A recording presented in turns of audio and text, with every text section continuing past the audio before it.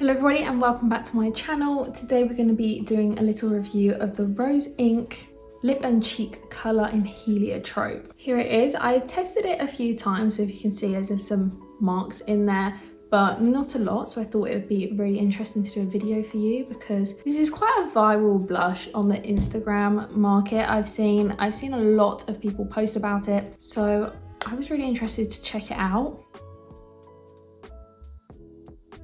So I do have the shade Heliotrope, which I think is just a lovely natural pink. It's quite muted and more on the rosy side than being like a bubblegum pink. A very easy to wear shade. I wanted to go for something I knew I'd reach for, because there is quite a few shades and some of them are a little bit brighter. But I wanted to make sure I'd like the shade, even if the formula wasn't my favorite.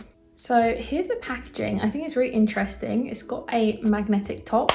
It's this sort of grey stone packaging just with rose ink on the top, and it's got the colour on the back, which I really appreciate if you have multiple and then you can easily sort through your shades. Almost gives me this Rem Beauty vibe. These pop out, they're refillable, so you can buy the refills for a cheaper price, which is really nice and saves on packaging if you do use up the whole product. Here it is. It sort of reminds me of a toilet, so I don't know how I feel about that.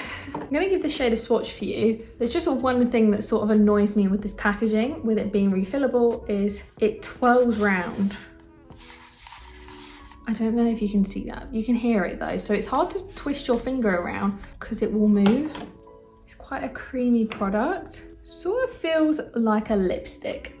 But there's the shade Heliotrope, and I think it does dry down. Like, I'm just feeling on my hand. It sort of is starting to feel powdery as I blend it out, and it's a little bit, not tacky, but it has some sort of sticky tackiness to it that sort of turns into a powder over time. I think that would help you to appear more dewy, and it makes it sit on the lips a little bit nicer. If something's too matte or powdery, it can look weird on the lips. So I know you can apply this blush with your fingers, but I'm going to try it with these two brushes here. I'm going to apply it with a different brush on each cheek, just so I can figure out which one I like best, because I'm much more a brush person, but I do find different products work better with different brushes. So on one cheek, I'm going to take my MAC 159S little stippling brush, and on the other I'm going to take my ZOEVA silk finish brush, also sort of a foundation brush. I like to use it for sometimes cream bronzers. Like, I know the Fenty cream bronzer goes a lot nicer with a dense, almost foundation brush, compared to MAC Glow Play blushes work really nice with a stippling brush. You just got to figure out what works the best for you. So I'm going to zoom you in so you can get a good look of the texture. Okay, so I've zoomed you in a little bit, so hopefully you can get a good idea of how that looks. I'm going to take my MAC brush first and just sort of swirl that in the product. It does look a bit like the Refi cream blushes on there with how sort of wet it looks, but it is a tiny bit creamier. They're a bit more slippy. So I'm just gonna dot it all over. It seems quite thick. And I'm just gonna sort of use my hand to make sure I can disperse the product. I think it might be a bit too moussey with this brush, although it has worked really well. It just gets a bit stuck. Really nice pigmentation though, and it gives me this slight sheen. I'm just gonna tap out the edges though with my sponge.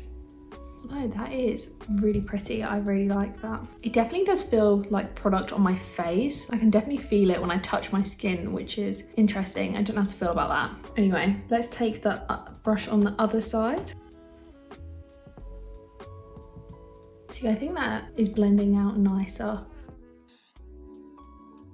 Yeah, I think I definitely prefer to use a dense brush with this, so bear that in mind for anyone who might have this product or be thinking about buying it. I like a dense brush. I think it packs on the pigment, but somehow it just blended it a lot nicer and smoother than the stippling brush. I love both brushes, but yeah, they just sometimes work better for different products as the same. I'm just going to take the sponge and blend the edges. But overall, that is such a pretty shade. I really like that, and it complements this lipstick and my skin tone really nicely. I'm just going to take a tiny bit on my nose.